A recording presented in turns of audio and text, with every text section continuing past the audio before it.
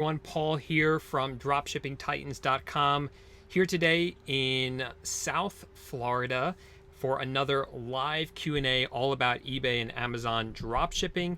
So if you guys are here live, ask your question in the live chat, or if you're watching this on the replay, that's cool too. Ask your question in the comment section of any of my videos, and I take a screenshot of them, throw them up on the screen just like this, and I'll answer the question during my next live Q&A, which I do about every Wednesday at some time during the day, usually at night, but today it's the middle of the day. So let's get into just whatever questions you guys have.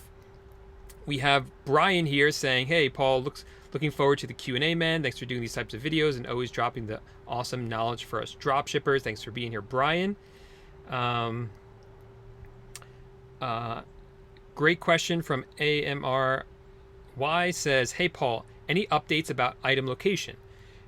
When we have an item that we list on eBay, what should we put as the item location? A zip code or multiple locations? So in the past, we always put multiple locations because it was more accurate. Us as dropshippers, we're shipping items from all over the country, so we don't have one specific zip code that we ship from. More recently, eBay said they do want a specific zip code. Now, with that said, we have been experimenting. We have some products where we've added the zip code, some where we've left it where it says multiple locations. And to get more specific here, when you're listing an item, it will ask you where the item is located. It will ask you for a zip code. You can either put in the zip code or put in multiple locations. And eBay has always accepted even if you put words in there instead of numbers. So we've always done that. And we've continued to do that for at least half of our items, and we don't see eBay penalizing us at all for that. And I'm not the only one. Some of my students have reported the same thing. They sent me these screenshots. Here's one who leaves it as multiple locations, and as you see, he did over, what is this, like $3,000 in sales this day. That was Black Friday, even though he has multiple locations and eBay was asking for zip codes. Here's another one, same deal. In fact, an increase in sales because, again, Black Friday. Another one of my students still seeing the sales increase even though they don't have the zip codes put in there. So I think it's pretty, at this point, not really conclusive because eBay isn't penalizing us for using multiple locations, and it is more accurate. So that's what we're going to continue to do for now, at least, until we kind of see what happens later on. But for now, that's what we're doing.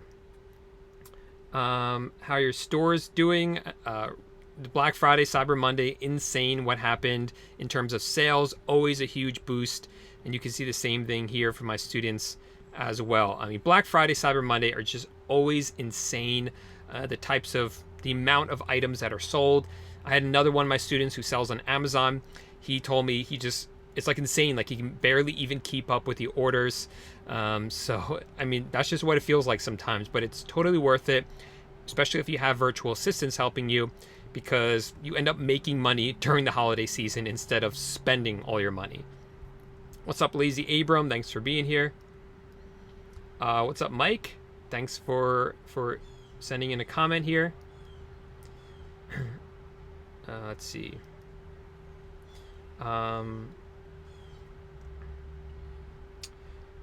Okay. Hey, Paul, can you give us an idea of what to expect from a virtual assistant? How many listings can you do per hour? I've tried several and feel like they're just picking whatever to list. So you do want to do an audit, so to speak, or you do want to manage your virtual assistants, especially in the beginning. When you hire one to do listings, to list products for you, they're also going to be doing the research to find the right products to list. You're going to teach them how to do that, or if you're a member of my virtual assistant course, you can send them the pre-made training videos that I made that you're allowed to send your virtual assistants, and they can watch that and learn how to do the product research. But once they do that, once they actually start to list items, you actually want to check the items that they're listing. You don't have to do that forever, but certainly for the first week at least, until you really are confident that they are solid on how to do it. This is what I do for all my virtual assistants, just to make sure that they fully understand how I want them to list items and which items to list. So you should absolutely be doing that in the beginning. And even after the beginning, it's always a good idea to check in sometimes and see what items they're listing and if those items meet all your criteria. But that's a good question. Johnny says, I have not added any zip codes either. Sales are getting better. So, okay, great question from Mike. Are you experiencing long delays with Black Friday items shipping out from Walmart? How are you dealing with it? So many late trackings can be devastating to an account. Thanks. This is a problem that we've seen, and I've contacted Walmart to try to figure out why. They kind of downplay it a little bit. Of course, you can't really talk to anyone with any importance over there, but the representatives I speak to just basically say they're isolated incidents just to my items, which obviously isn't true. But what's happening is that Walmart is definitely, we've seen problems with their shipping. And my guess is what happened is that this year Walmart has tried to beat out Amazon in terms of shipping. Amazon, of course, has 2-day and 1-day shipping, and Walmart is trying to compete with that. They're trying to promise 2-day shipping on a lot of items and fast shipping on all their items. And I think they weren't really prepared for it. I think all of them aren't really as prepared for it. I know items, I don't drop ship from Amazon at this moment, but items that I've bought for myself from Amazon that were supposed to be delivered in 1-day or 2-day have been late. Doesn't really matter to me because I didn't really need them that fast, but you know, it says something, right? It says something when Amazon can't even deliver their items on time. Walmart's having the same issue. I think they just overpromised and underestimated how much volume they would be doing during the Black Friday, going into Black Friday, especially considering that Black Friday was late this year. Normally it's about a week earlier, but Thanksgiving was very late this year compared to other years. So I think people were buying more because they had less time to buy items. Just kind of my guess there, and I'll show a little bit more about that in a second. So I think they're just overwhelmed. This is a new promise that they've made, and I think they just can't keep up with it. Now, what does that mean for us as drop shippers? This is a problem, obviously. It's not as big of a problem as you think. I wouldn't worry about it too much, but you do want your customers to have the right expectations. So we are going to be increasing our handling time at this moment. I'm not crazy about that idea, but that's what we have to do. This was something we were going to do anyway. This is a question I'll answer. I'm not sure where it is. Have you changed your shipping settings yet to be longer shipping? This was a question that was asked to me this week because normally around the middle of December, we increase our handling or shipping times so that buyers don't expect the items to arrive by Christmas. There's at a certain point where in December where we can no longer promise that the items will be delivered by Christmas. And this year we are doing that a week and a half before Christmas. So that is about the, what is that? So that's like the 15th, something like that. Yeah, somewhere around that. I have it written down on my calendar, but that's the day that we're going to increase our handling and shipping time about 10 days before Christmas. I think that's even pushing it too much. Now that I'm saying it out loud, I think I might even go 2 weeks before Christmas, just increase my shipping and handling time so that buyers don't expect the items to arrive by Christmas because there's a really good chance that they won't. And that's just to safeguard you against negative feedback, against customers complaining that their items didn't arrive on time, that sort of thing. I think 2 weeks is really, really safe, especially considering that Walmart has been delayed. Yeah, I actually got to write that down. Give me 1 second to write it down on my calendar. 2 weeks before. So that would be... I can't pull up my calendar right now. But I wrote it down so I won't forget. 2 weeks before, whatever that is. But that's a good question. Ronald says, hey, Paul, just joined your course a week ago. Great course. Welcome, Ronald. Congratulations on getting started.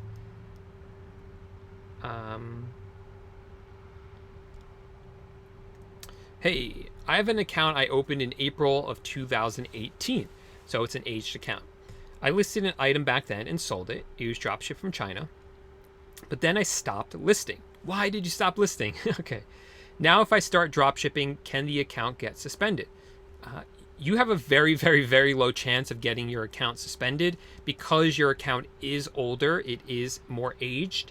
You should still move slowly. You should never scale too quickly with an eBay account or an Amazon account, especially an Amazon account, but even an eBay account, don't scale too quickly. But you can do it and you should be fine. What's up, John? How's it going?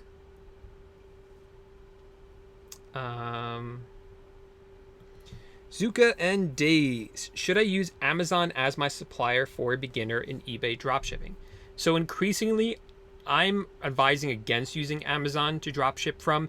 There are just so many better suppliers out there where you're going to get higher margins. Walmart, Home Depot, Chinese suppliers, Banggood, which does have warehouses here in the United States. There's just a lot of them out there. I don't think you should really worry. I don't think you should be using Amazon. More and more, I feel that way.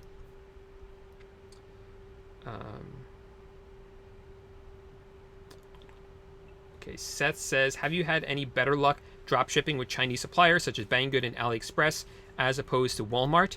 So far, I haven't had better luck, but I've had good luck with them, and I certainly will be making more videos about them moving forward as we experiment with them more. We've used Banggood with great success. You asked about Banggood with great success in the past, and we're eager to try out some of the other ones as well, which we are doing, and we'll definitely update you guys as I kind of discover more about them and see what kind of results we get. Okay.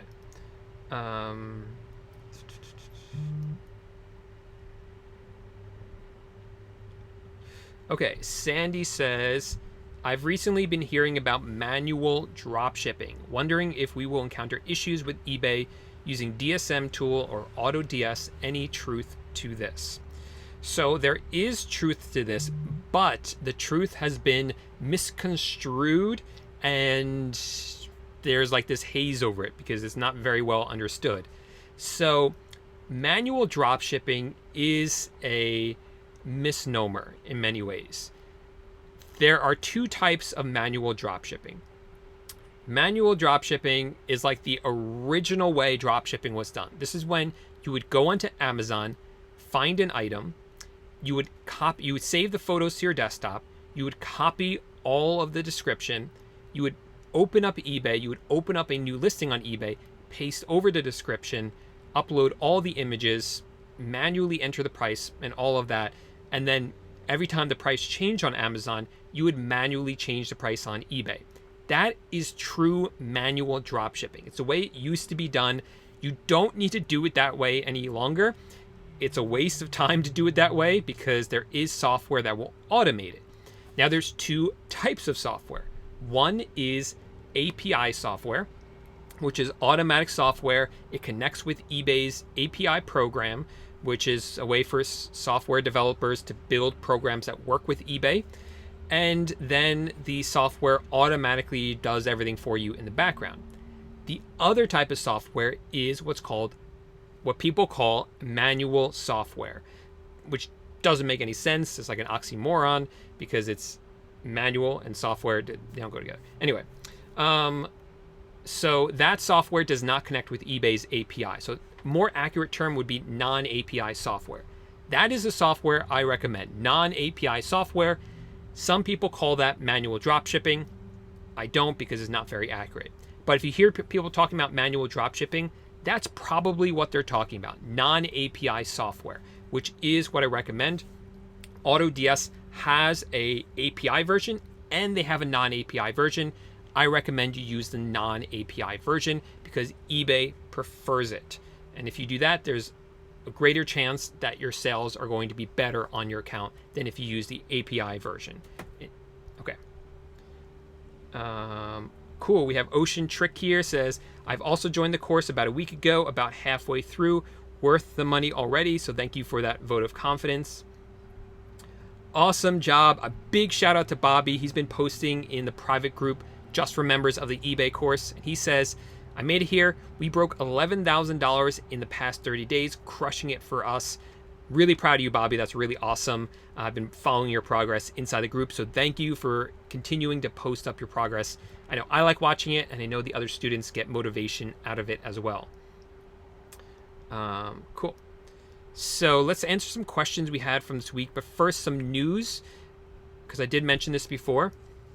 This Cyber weekend, which was Black Friday, Cyber Monday, Amazon reported kind of vaguely, but they did report that hundreds of millions of items were sold throughout the weekend.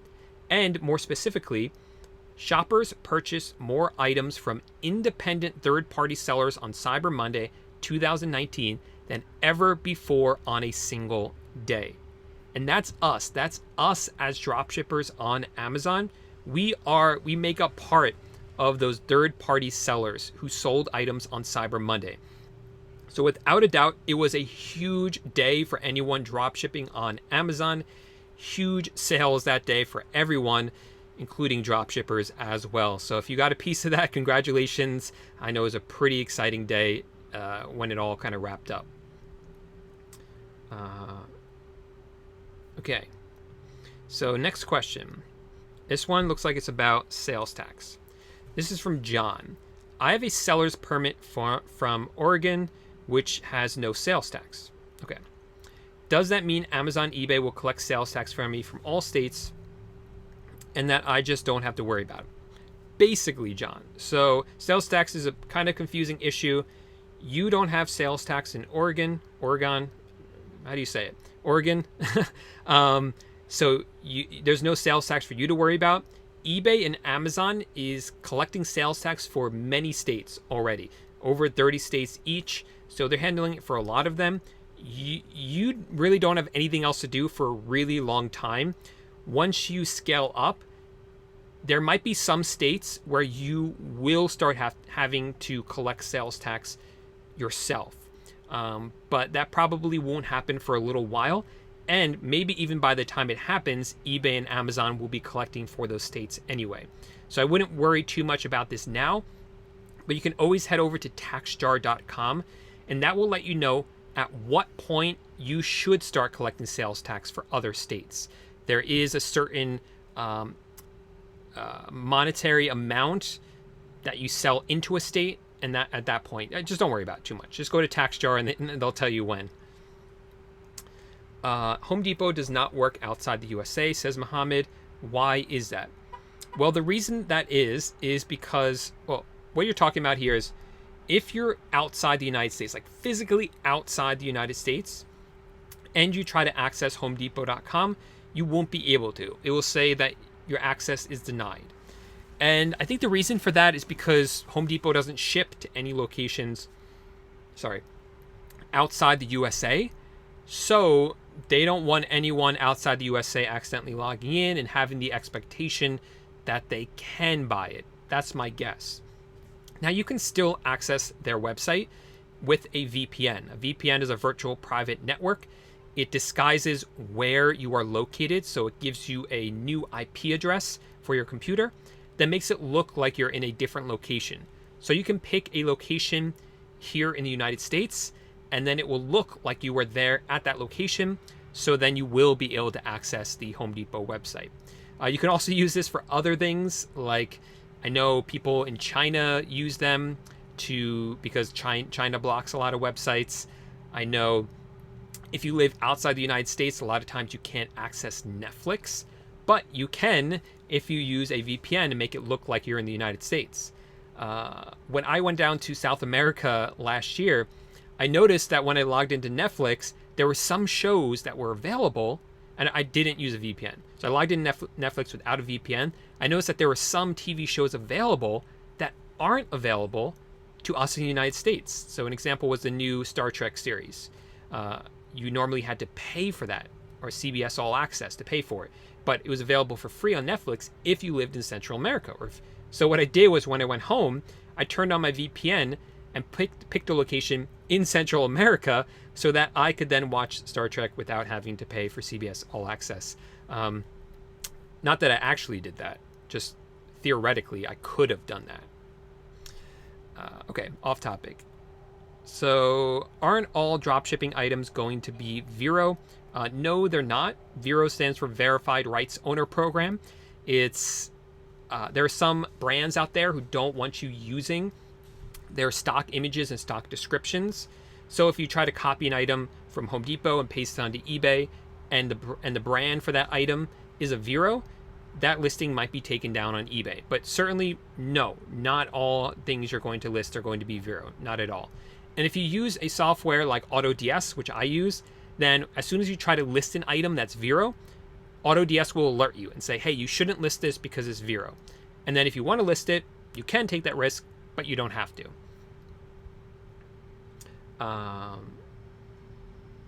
How can we make money this time of the year?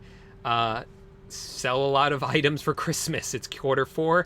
I just made a video earlier this week where I actually showed you items that are actually selling well right now during this time of year. So you should definitely check out that video. It's just posted 2 days ago, because that one will be very useful to you.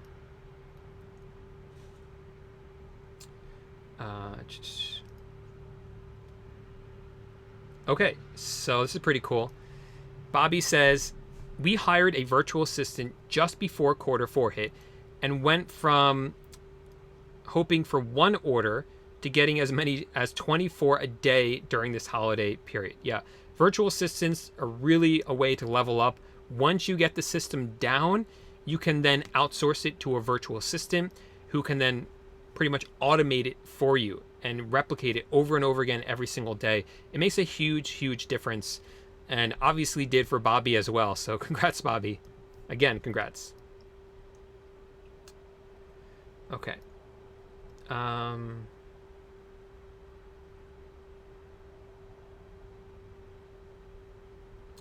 Okay, next question from this week.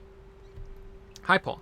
I may have asked you this before, but do you personally use eBay's global shipping program?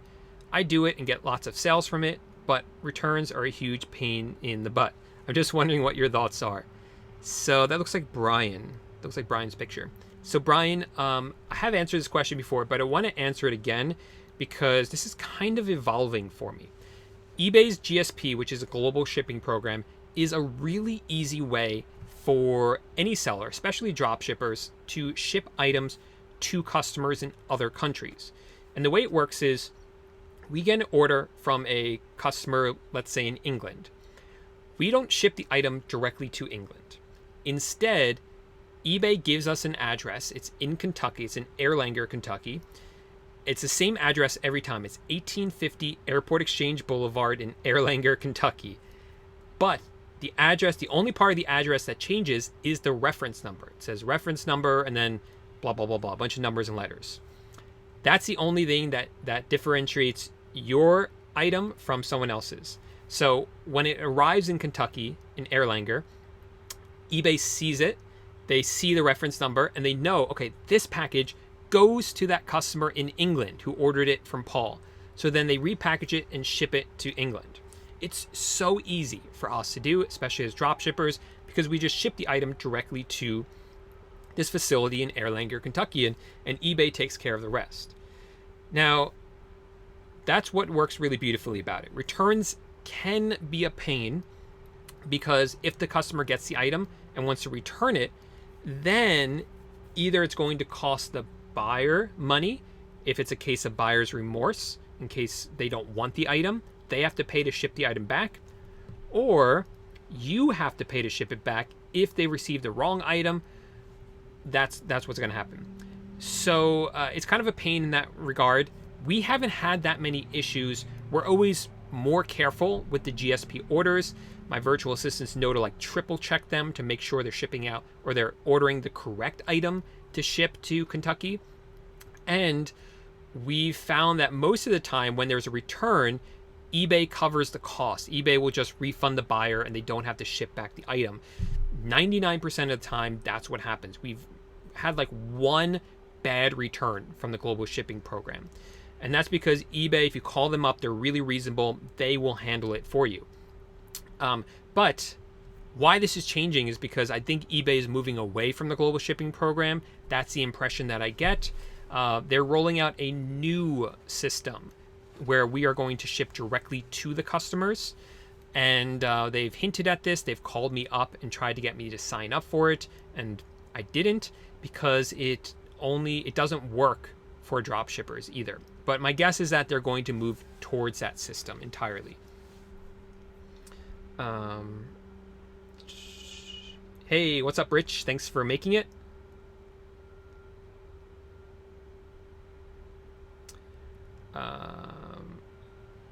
Okay, yeah. So somebody asked Bobby where he hires virtual assistants, and we get ours from online jobs, which I have to post in the description of my video. I'll post it underneath my affiliate link down below. Online jobs link. Add that to my to-do list.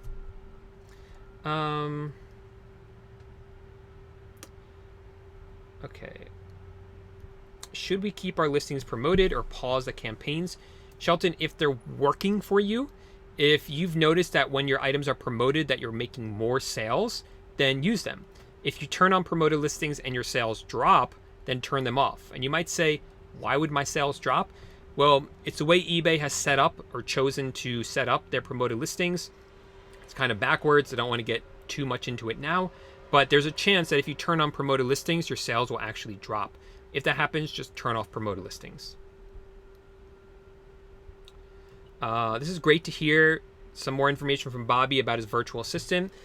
We found a great VA. He's very knowledgeable, and we can use him for other tasks if we need him to. And that's really the best VA to hire. You might be hiring one to list products, but if they're also skilled in customer service, fulfilling orders, that's great too, because they can always grow into that role and you don't have to train them too much. There are so many experienced virtual assistants out there. There's really no need for you to hire someone and start from scratch and start training them from scratch, because they already know how to do it. There's already plenty of VAs out there with experience. Sorry, my brain just turned off for a second there. Okay.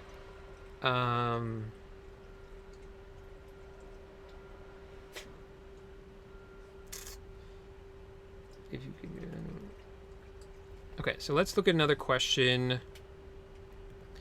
Is this it? We went over that, went over this. Okay, Paul. Hey, Paul, I was prompted to key... There's my dog over there. I was prompted to key in some item specifics, but some of my products don't have the information like brand. What should I do? So eBay increasingly more and more is asking for more item specifics for your listings. And they actually won't let you list some items without the item specifics. So if there isn't that particular specific, like a brand, then you can put does not apply for most of them. We actually haven't found any that we can't put it for. So we haven't run into that issue yet. But it's okay to put does not apply if there isn't a brand for that item. The item specifics just make it easier for customers to search for your items in the search results. That's why eBay wants more of them to help customers quickly find the items that they're looking for. And the more accurate they are, the easier it will be for customers to find them. Yeah, I would agree. Sandy said that they are paying $5 an hour for a virtual assistant. I agree that's way too much, especially, Sandy, because you're saying the quality and outcome is horrendous. If you're paying $5 an hour for that, that's not right. You should be having a top quality VA for much less than that, for less than half of that, or half of that, actually. Something's not right there.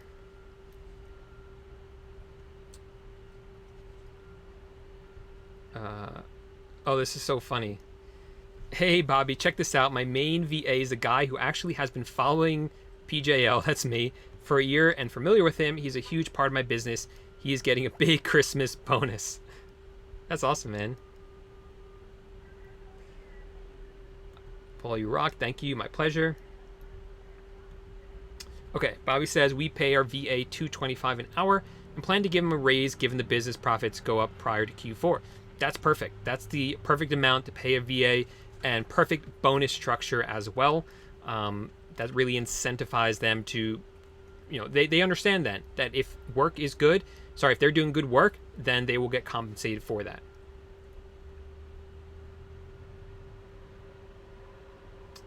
Okay. Another question, or we're getting towards the end here. Another problem I see is if your competitors are outbidding you in promoted listings, you will never show up. Not true. If you're running promoted listings and your competitor's running promoted listings, even if you're being outbid, you will still show up possibly on the first page. So your competition will be higher than you, but then you could be just underneath, or you could be further down on the first page. Or you could show up organically in the search results. Again, depends on how you have set up promoted listings. But that's not true. You don't have to be the highest bidder in order to show up with promoted listings. Where you showed that. So these are some, I already showed those. Okay. We also plan to hire a bookkeeper VA. I hired one of those too because it's not my forte at all. But there's plenty of software that can help with that, like GoDaddy is very good for eBay and Amazon sellers. QuickBooks is the classic one that most accountants are familiar with, but GoDaddy is really specific for eBay and Amazon sellers. Let's see if I missed any questions here. Can you review how you incorporate spot and paste with AutoDS? No, it is possible. I don't have AutoDS pulled up right now, so I can't show you. But I showed in a prior video, as soon as you have the Chrome extension added AutoDS, it works. So I'm not sure what the issue is there.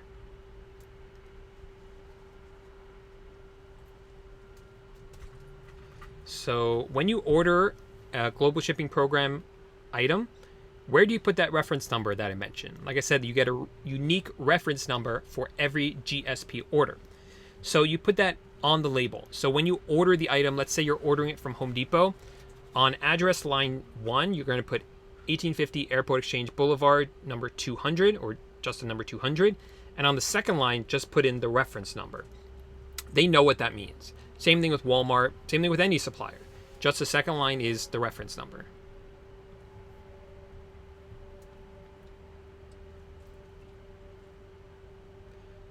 Cool. All right, so I think I've answered all the questions here, both from the week and also from the live chat. So if you guys got any value out of today's video, make sure to smash that like button down below, and make sure if you have any questions that I didn't answer, ask them in the comments section of any of my videos, and I promise I'll either answer it right away or I'll put it up on the screen and answer it during my next live Q&A. Thanks everyone for being here. Thanks everyone inside the private mastermind for posting up their results, which I love seeing during Q4.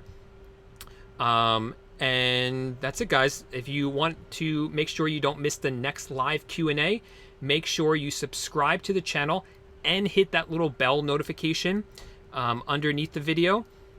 We are really close to 40,000 subscribers and then on to 50,000 subscribers. So it would be pretty awesome once we hit 40 any day now. And so if you want to be part of that journey with me, be sure to subscribe to the channel. And I'll see you guys during the next video. Bye for now.